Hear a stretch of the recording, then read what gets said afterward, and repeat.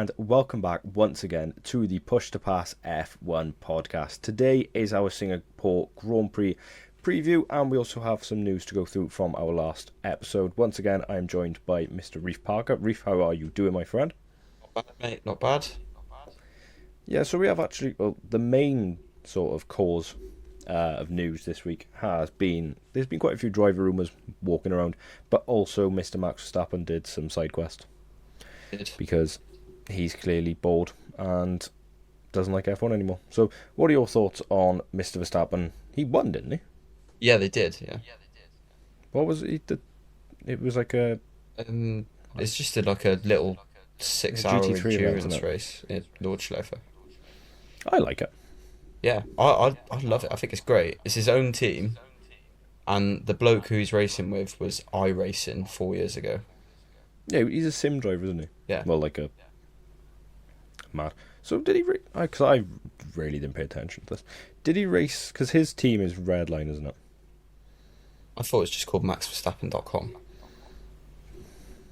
Is it? I Yeah. knew his esports team was called Redline or something like that. I don't know. I'm all for it. Get more drivers racing random series. Because remember, was it Monster did an exhibition with Lewis and Valentino swapped, Yeah, yeah, and they drove, and there was like one. I remember like Ken Block drove one or something. yeah. Get more drivers. Just let them have freedom. Let them drive wherever they want. No, it is cool, and he is just like the fastest man. He just is. Put him in anything. He walked a lot of the field as well, which was a worrying thing. But also I saw a lot of stuff saying like apparently the regular drivers weren't there, like they were at different events, which didn't make much sense to me. But anyway, right, driver transfer time, because everything seems to be hotting up apparently. Literally just this morning it broke that McLaren are no longer continuing with Alex Dunn, which makes no sense to me because they've got one junior driver now, I think, and he's in F3. Thoughts? I mean, I think it's Dunn that's broke the partnership, not the other way around. Yeah, we spoke about this morning, didn't we? Yeah, I can't see why McLaren would have let him go. Seems like he's got loads of potential. So, I think perhaps Dunn and his camp think that there's nothing going to be coming their way with McLaren, which makes sense because their driver lineup, in theory, could stay the same for another 6, 7, 8 years. So, I suppose it makes sense from his side. I don't know. I kind of had a feeling that maybe he might be having an F1 seat next year, but before the recording, you've let me know that that doesn't look likely, which has made the move a little bit more confusing. So apparently he is understood to have talks with Red Bull about joining their junior program, and that is looking like a move for 2027 rather than 2026. So he'd stay in F2 for another year, which in my opinion is actually quite a good thing, because we saw this year with a certain Mr. Antonelli that sometimes you can rush into Formula 1 and it can make you look quite bad. But what I think the biggest takeaway from it really is that, like you said, if he has sort of done the move himself and decided that he can't see his future there, that there must be something at McLaren that believes they're keeping those drivers for a long time, which in turn will probably make some other moves in the future a bit more interesting, with relation to a Mr. Russell, who we also spoke about this morning. Yes. Apparently his contract situation is becoming more difficult, and apparently Kimi Antonelli's is pretty much done, I read somewhere.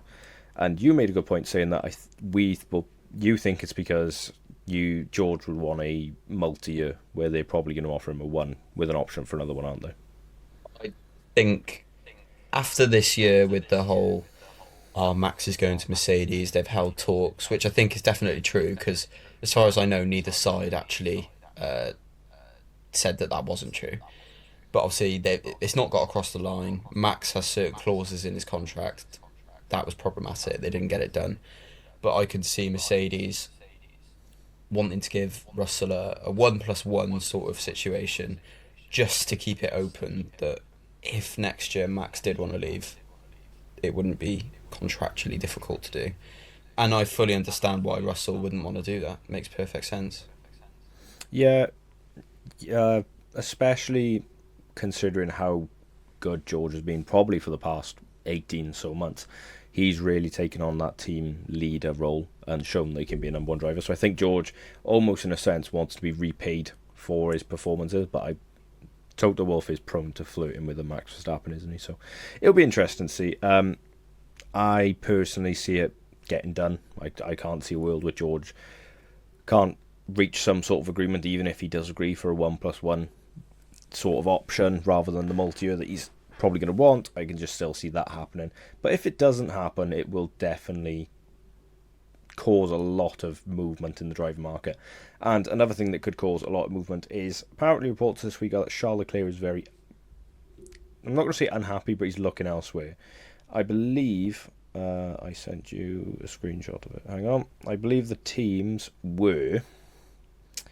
Why can't I find you? I think it was McLaren and Mercedes, wasn't it? I think it was McLaren, Mercedes, and Aston are the ones I saw. Nope, that's Yuki. Never mind. Why can't I Yeah, find it? but can't find it. I just think about Russell as well. He's just in a bit of a potch, really, because there's no other seats open. He can't really negotiate anything. It's not like he can say, "Oh well, I've got potentially this offer on the table." He's at the best team that he could be at. So either way, I think Mercedes hold all the cards. Whatever they want, I imagine Russell is going to agree to. Maybe it'll take a little bit more financial, sort of contractually wise, a bit more money, but that's not going to stop him. That's not really to any effect. So Yeah, I can I see agree. a 1+1 situ happening. Yeah, or maybe maybe they go for a 1 plus a multi-year option.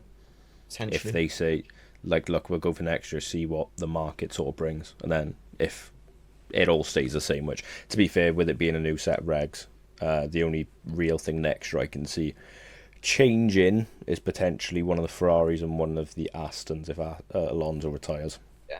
But That's the only sort of movement I could see. the only worry I have about all that really is how does that make Russell feel? Yeah, it does sort of make him feel like a second. Yeah. He's not what they want, is it? You're good enough Clearly. for now, but if anyone else comes up, you will be gone, sort of thing. It's not even if anyone comes up. Him and Mercedes both know who it is. Yeah. And that, surely for George, that is a horrible feeling knowing that you've given. He's been one of, especially in the start of this season, he was been probably one of the best drivers on the grid, given in terms of like performance. And he's given Mercedes so much, and he spent all those years at Williams, finally got a shot, and to build himself up to this point in his career, for them to then go, yeah, but Max Verstappen is very good, and like we've tried to get him for years, and the opportunities become available. So will you sort of become a second driver? It's just harsh more than anything on him. It is harsh, but also I can perfectly understand it from Mercedes' standpoint. Oh Of yeah, 100%. Russell's a really talented driver, and I think he is good enough to be a first team driver. But when you can get Max, it's just one of them. It's not you can't turn it down, can you? No. Imagine if that did happen though. As much as we've spoken about it loads this season, Max, George constantly being a mention towards driver moves. It's going to be so weird if it does happen to see Max Verstappen in anything but a Red Bull. Oh, odd. It's sort of like the vibe of Lewis with Mercedes, isn't it? It is. I'm still not used to seeing Lewis in a Ferrari. It still looks a bit wrong. Yeah, I don't like it. I It just doesn't look right. I can see Max in a Mercedes though. Out of all of them, I could see him in a Mercedes more than anything else. So I think it would work. Max and Toto Yeah, works. it'd 100% work. In my head, that works. It's just all about the platform of the car and also how Red Bull get on. Because if Red Bull are really good next year, why would he leave? Yeah, the only issue is a lot of the early reports are that their engine's going to be a bit, isn't it? And Mercedes apparently are going to be like, not light years ahead, but 2014 sort of vibes where they balk everything. Then, if you get Max, it's like curtains. So you can pretty much tick off the next 3 seasons if they get him. Tick off the next 7. Imagine if Max becomes like. Do you reckon he'll ever match or beat the 7? think that this time within the next season kind of dictates that. I think Yeah, if he moves, then that's him kind of locking himself into another good few seasons. If he stays at Red Bull, I don't think he'll be round long enough. I really do see him just kind of retiring retiring before early. he's 30. Yeah, isn't he already 30? He's like 27. I think you're underestimating how old these drivers are now. Actual No stats chance. on age. Oh no, he is 28. What the hell? How 28. old's Charles? Because Charles, for some reason I still think Charles Leclerc is like 24. I think he's 28, 29. I think he's the same age. Charles Leclerc's 27. But yeah, he's the same sort of age group. What the hell? Speaking of Charles Leclerc, he's another one that he's in a bit of a different situation to George, where he doesn't feel let down by the teams in terms of their expectations. He's feeling let down in terms of their teams because their team is that incompetent, and it feels more like a last gasp chance to try and save his career, which feels weird to say to leave Ferrari for that. Yeah, it's harsh as well. Like saving his career. I'd say that in terms of what he can do, like because I think he's good enough to win a world title, but he's still had a good career. Like if we're being honest, he's had a better career than most. Oh yeah, 100. He's a, when I say save his career, I mean I remember him when he was at Alfa Romeo, and the talk then was like, this is the next Schumacher. He's going to win like world championships, and ever since it's always just been what if, what if, what if every year, or Charles can win the title if this happens, if that happens, blah blah blah. There's never been a year where I feel Charles has been at Ferrari and people have gone, or even Charles has felt, like if as long as the car stays on track every race, I can win a title. It's always felt like something is going to go wrong, and I can't blame him for looking elsewhere. But the options that have been spoke about of Aston, McLaren, and Mercedes are interesting because they all have pretty solid driver lineups, bar one. But we think someone else could go to the other one. Yeah, I mean, I don't think it all depends what Max does. I've said this Yeah, loads, but it all hinges on if Max leaves. If Max leaves, I think Red Bull go all in for Charles. Makes the most sense, in my opinion. yeah, right. But then, if Max is leaving, how good is the Red Bull at that point? Leclerc might think, I don't think the Red Bull's much better. If any better at all, I'll just stay at Ferrari. I reckon. Right, and this is an early call. Note it down.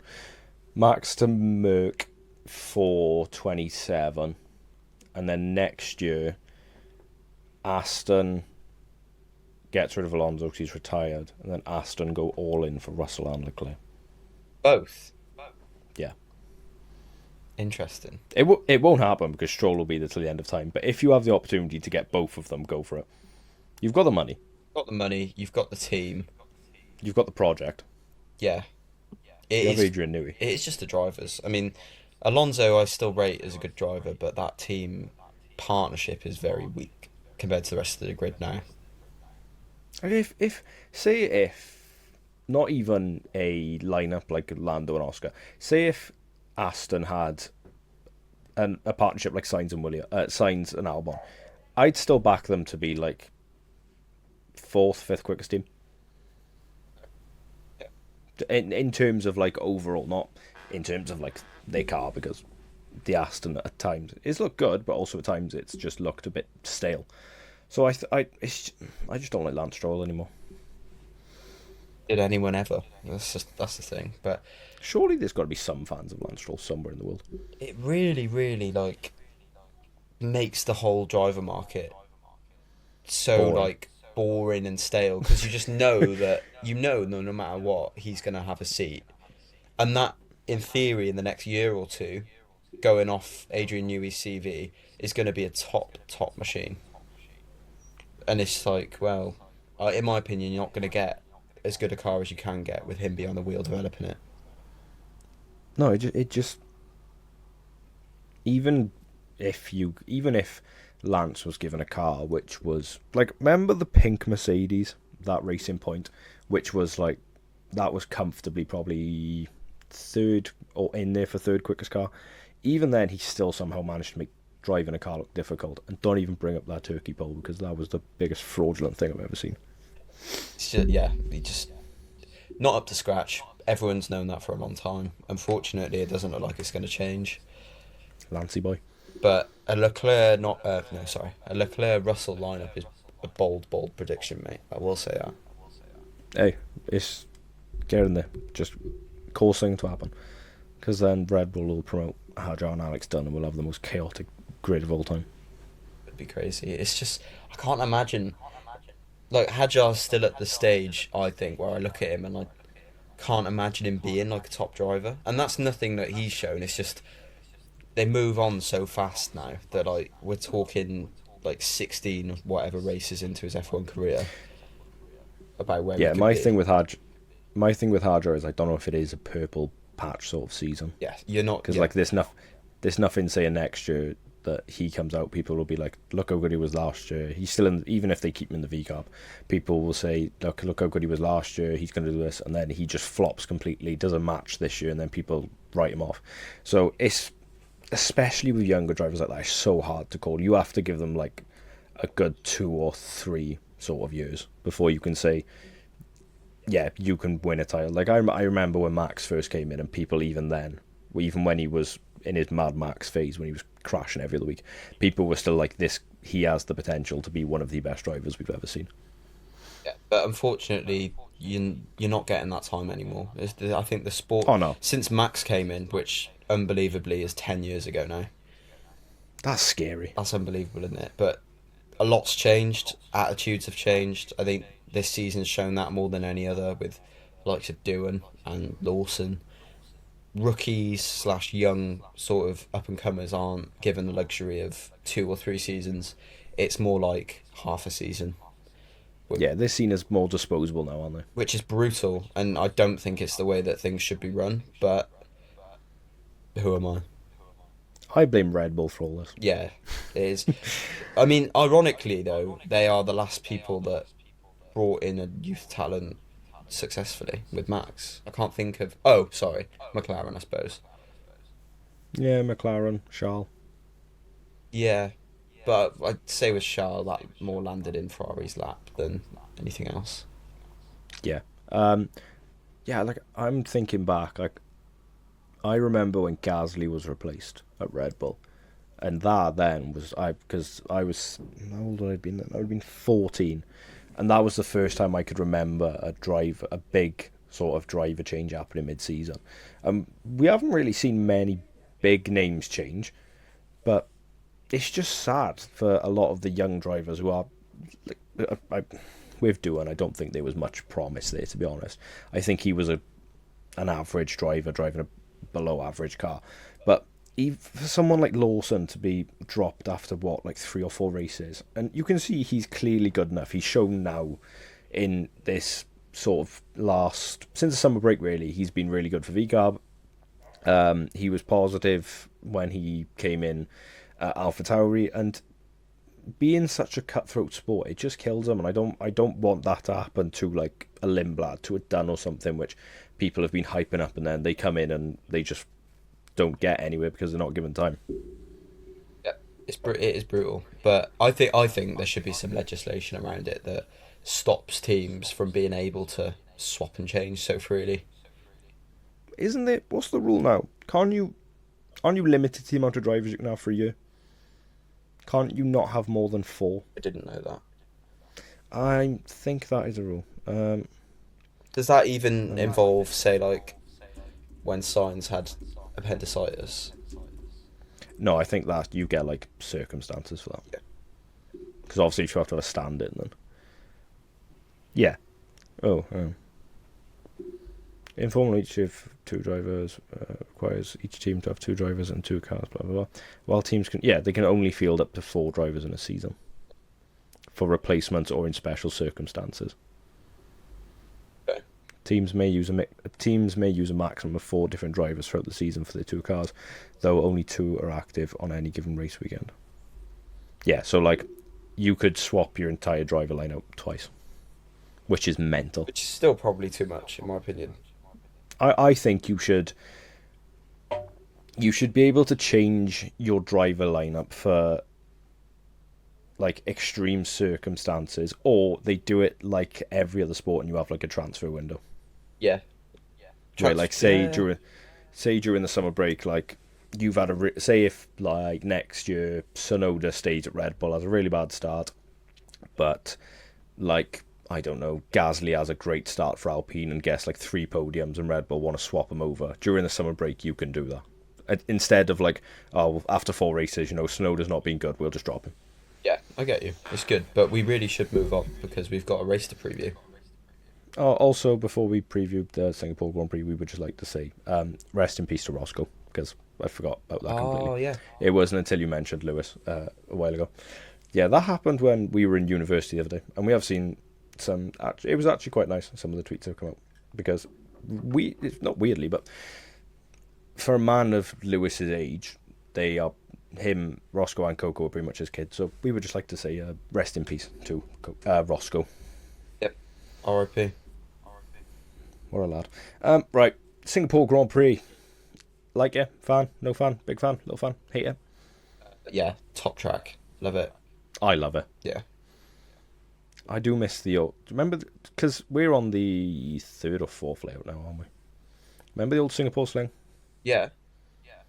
I watched a video of that the other day. I think F1 put on Twitter like a compilation of all the crashes there, and it was mental to even have that there. Thinking back on it, Had a lot of iconic moments, really. I mean, there's that Lewis lap. Is it the Lewis lap? yeah, Yeah. yeah, he beat the theoretical best, didn't he? Yeah. And then obviously you've got the Nelson Piquet Crashgate. sort of, yeah. Which Brivio back in Briatore got a Singapore. life. Could it happen again? Imagine. That would be insane. Franco Colapinto wins. Oh, that would be insane. I'd love it. But yeah, no, I'm a big fan. Let me just check the weather forecast, because the last time It was raining good. today Yeah, or I seen yesterday. videos of it. Singapore Grand Prix weather. Because remember the 2017 one, the one where Seb, Kimi, and Max all crashed into each other. Yeah. Mental. Whoa. What day are we on? Oh no, apparently it's dry now. Yeah, I mean countries like that used to a bit of rain, and then it's so humid it dries up anyway. So I can't really see it being a problem. Remember Malaysia? Mm. That used to be soaking wet every time you go there. It rains every day there, but just for a little block, and then it dries up. Hey, speaking of man of experience there. Yep, yep. Yeah, I'm a big fan of the Singapore Grand Prix. I do think sometimes it can, as bad as this sounds and as Drive to Survive as it sounds, I do think a race sort of outcome relies on a mixed qualifying, because otherwise it can be a bit lights to flag sort of same. Like last year we had was it last year? What happened last year in Singapore? I can't remember. It's just Was it it's Max qualified bad or something, and then George crashed on the last lap? yeah, it was Max was like P8 or something, I think, which was unusual. No, last year was the Singapore Grand Prix. Last year was the last year we had the last race we had of Daniel Ricciardo, wasn't it? Yeah, oh yeah, because he had the fastest lap. Yeah, I remember. Oh yeah, because he took it away from Lando, didn't he? Right, I remember now. My memory's jogged. So yeah, I'm looking forward to it. Although I don't think I will be able to watch it because I'm away this weekend. Yay! So let's get some predicciones in qualifying. Give me a top three. So hard. Because I don't. I I love don't. qualifying there, because it's like the street races, they always produce the best qualifying because it's so tight, twisty, and it does Also, feel like bang, bang, bang. Singapore is such a physical track. Yeah. So it's hard to predict, but I honestly I don't know who's going to go well there. Historically, not a Red Bull. Yeah, I suppose so, but I was going to put Max on pole, The title's back on. so Hey, I'll stand by that. knowing how good he's been this year, and just how he's been the last couple of races, I wouldn't put it past him. Yeah, I'm going to do it. I'm going to put Max on pole. I will go. What order can I put Norris, Piastri, and Verstappen? Because I feel like that is, unless, and this might be mental, right? Unless Lewis Hamilton can pull an absolute humdinger out the bag. Mate, he's heartbroken. Yeah, he's going to be a man on a mission. He's always good around Singapore. Will he be allowed a special helmet? Do you reckon he'll release a special helmet? Oh, he'll 100% will. Yeah, they very much they've got a rule in place for helmets, haven't they? You can only have a certain amount of designs, but they sort of just give up on it because drivers do them every other weekend. Speaking of that, someone has a special helmet this weekend that I saw on Twitter, and I think it might be an Albon, and it actually looked quite cool. Pole position, I will go with Lando Norris. I'm backing him. Really? What's your thought process? Because I don't really know. I just vibes. No, there's something about this weekend, the narrative of Max title being back on. What's the chances? What's the odds? Everything has to fall his favour. Blah blah blah. This is more me hoping that it'll happen. I just want to see Norris sort of get one back, and if he can do that and then close the gap further, I think the title is very much on for probably a three-way race. Okay, so you're just kind of hoping that everything closes up. Yeah, give me a Abu Dhabi 2025 rather than 2021. Yeah. Realistically, I do think Max will be on pole, to be fair. I like it. I've got a feeling about it. If he goes on like this streak of race wins right up till the end of the season, it's just going to be so good. Oh, now you've said it, and I can't say Max on pole. You are horrible. Right, race top three. I'm going to go for a Max P1. I've got a feeling. I've got a feeling, man. I really do. Is he going to get a clean sweep as well? I just think, I can see it happening. I don't know about the other two, though. Hey, I've got a bold prediction for both McLarens. That is what? They crash into each other. No, do you know, you laugh, but I was thinking that. If it's going to happen anywhere, Singapore's the sort of place it's going to happen. That tight turn one. Mm-hmm. Oscar does what he does in Baku and locks up again, takes both of them out. I'm going to go with Max P1. I will go P2. I'll go Oscar. He'll survive and just take out Lando. And P3, I will go with... Which one of the worst cars do I want to pick? I want to say George, but also I do back Ferrari a little bit weirdly. P3, I will go with Charles Leclerc. I like it. He's got a bit of form around Singapore, hasn't he? He's won there. Ferrari, yeah, did he win there? Wasn't that Seb who won there? And Sainz then won in like 2023 because Sainz beat the Red Bull 100% record, didn't he? I think you're right and I'm wrong. I don't think he has. I can remember 2019 was when Seb won it because it was his last win at Ferrari. Yeah, no, and that was when right, they had the rocket engines. Yeah, no, he's never won there. Ah, shocker. Yeah, but Ferrari tend to do decently there. Yeah, they do. Although their car now is dreadful. So, give me a biggest winner. Oof. There's an obvious one for you. What do you mean? The man you've picked to go back to back.